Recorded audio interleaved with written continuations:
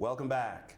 And we are here again with one of our regular health and wellness experts. And before we start in on this conversation, I feel compelled to share, if you know anyone who's been struggling with a health issue, an illness, an injury, maybe some mental, emotional, psychological trauma or some issues that they've been dealing with, you may want to have them tune in to this segment or maybe watch a replay of the segment if you're not able to be with us live, because we're going to get into a little bit of that with our resident wellness expert from Sumatra Healing, Emilia Yonge. Hi Emilia, how are you today? Hi Glenn, I'm okay. Yes, I can imagine. You and I were talking a little bit before we came on air. It's been a pretty intense week for you, hasn't it? Yes, it has actually. Just doing the kind of work that I do, especially now that I am rather busy. Yes. It can be pretty emotionally intense. Yeah, you were sharing with me a little bit about one of the clients that you've been working with over the past week or so, and it's really been kind of a tough challenge for both of you, I think, hasn't it? Yes, it's actually, and she has given me permission to talk about her. She's a young lady, only 25 years old, and she found something unusual in her breast area. So, and she had had some issues in the past. So it seemed that it could be a cause of concern. So, but at the same time, she was afraid to have it checked out. So I helped her through that fear, and I actually brought her to see a doctor to have that checked out, and the result put her mind at ease more. Oh, yes. Good. That's good. Now, you mentioned something in your conversations and the work that you've done with her, that she was actually afraid to go and have the situation looked at. Do you find that happens often with people you work with? It actually does. I know actually a lot of women who really should have their breasts checked, whether breast self-exam or be examined by a doctor, or have your mammogram, or I think some people prefer to have a thermoscan. Anyway, but the thing is, they need to get that done, but they're not dealing with it because they just don't even want to think about it. Yeah, I'm I used sure. to be one of those people, actually. Oh, so I imagine that working with her, with this particular client, may have brought back some memories for you as well, and some of the things that you personally went through. Well, in general, when I see people, especially the ones with some really serious, heavy issues, I can't help being very empathetic anyway to begin with. I mean, that's why I'm good at what I do. So it's not easy to keep your heart out of the work. You know what I'm saying? I see. But in this particular case, it did seem to hit home in particular, just because myself, having gone through a breast cancer diagnosis, it just brought back memories, and it's only been 5 years ago. So I see. Yeah. And I see, yeah, I understand, and I know that in your marketing and in the way you present yourself, you've always, as a matter of fact, I've never heard you use the term breast cancer survivor. You're breast cancer, what's the term? Breast cancer? Thriver. Breast cancer thriver. Yes. And a breast cancer mentor. I know that's another term that you use, and it kind of suggests the idea that having a breast cancer diagnosis, receiving a diagnosis of breast cancer, and going through the treatments and taking that journey it's not necessarily it doesn't have to be the end of the world. No, is no, what you're saying. absolutely not. In fact, really, there is no reason to be afraid of getting checked, because most of the time, even if there is a cause for concern, it turns out to be nothing. But the thing is to get checked out, and early detection is key. And getting a breast cancer diagnosis also is just not the death sentence it used to be. I see. So yes, technology, treatments, all of these have progressed very, very far and very quickly each and every day. Yeah, and I would imagine you may see some of the same kinds of emotional issues, the hesitation, even in the case of men regarding, say, prostate cancer, colon cancer, these kinds of things. Exactly, and actually, if I'm not mistaken, the stats for women getting breast cancer, it's like 1 in 8, but the stats for men getting prostate cancer is 1 in 6. So 1 in 6. So yes, and it's very easy to just go and get a PSA test, which is just blood test to see, And really, for breast cancer, you don't. If you catch it early, you might even skip chemotherapy or some aspects of the journey. I went through all the stages of treatment, but that was because I didn't get myself checked out.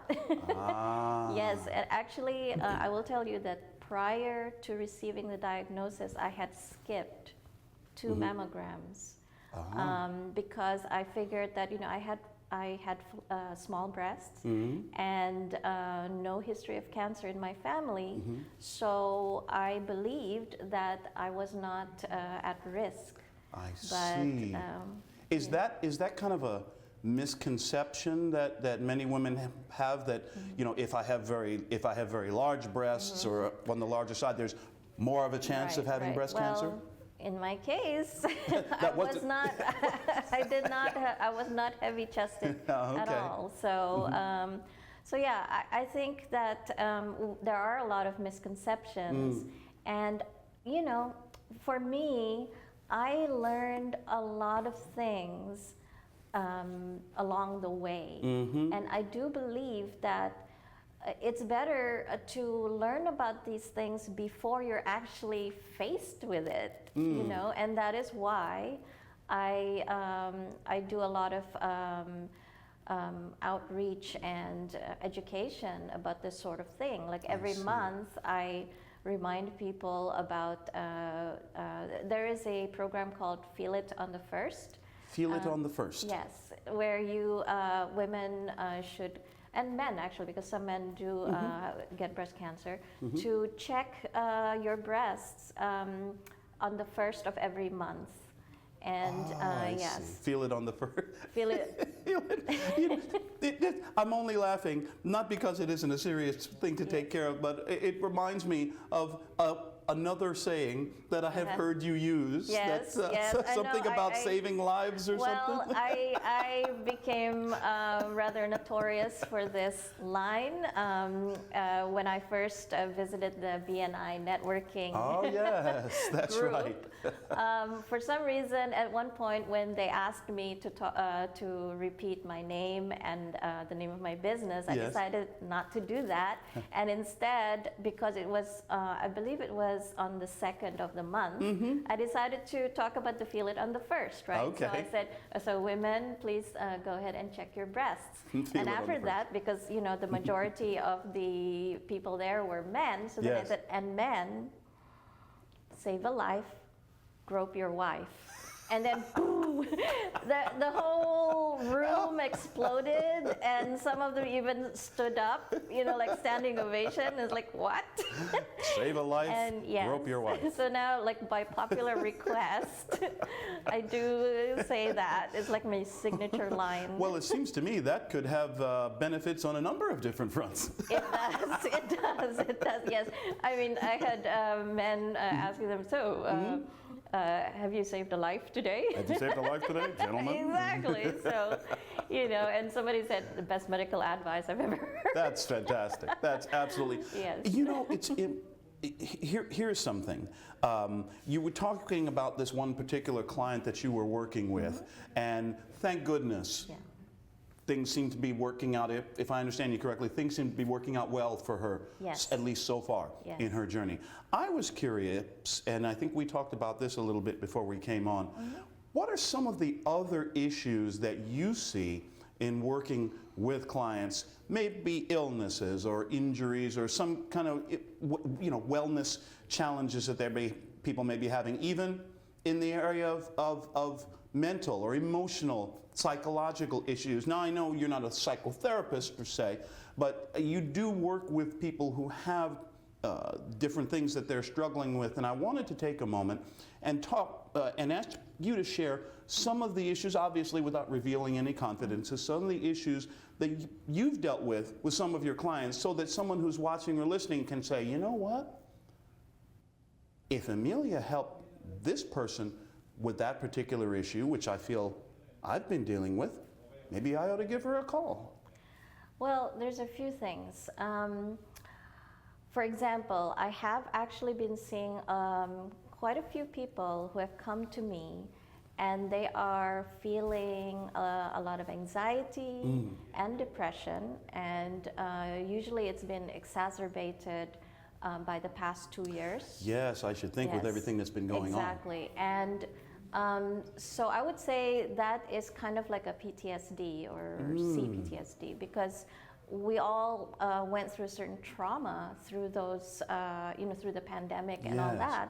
It's just like going through breast cancer treatments, At the end of it, that's when the mental health fallout catches up with you.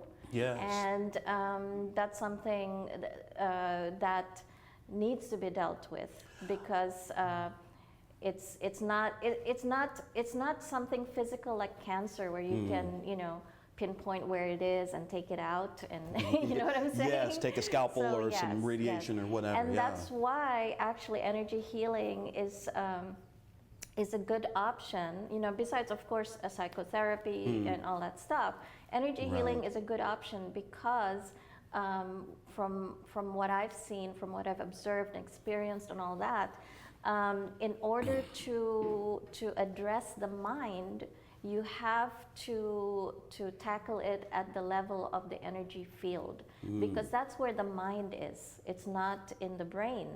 It is non-local, and it is in the in the energy field of a human being. That's interesting. It brings me back. I think we may have talked about this before. It brings me back to some of my Star Trek references, where in many episodes there's something discussed called the quantum signature, meaning that every person, every being, every organism emits a certain frequency, a certain aura, which can be seen and measured with the right equipment and with the right expertise. And it sounds to me like what you're talking about is helping people by working, at least in part, working with their energy, their aura, their own quantum signature. Yes, exactly. And just imagine, for example, in Star Trek The Next Generation, right? You have Counselor Troy, who is basically, she's the one who is able to gauge the mental health of the crew, right? It's like having a temperature gauge in the room, right? Yes. And the thing is, I believe that that's not so far-fetched to have a Counselor Troy in, say, your business organization or whatever, because the mental health of your employees, and all that, is directly responsible for the quality of one's work. How about You see what I'm saying? Yes, of course. And I will tell you that, for example, there is a program that one of my mentors in Healing Touch has done, which is called the Mind Body Relaxation Program, MBR.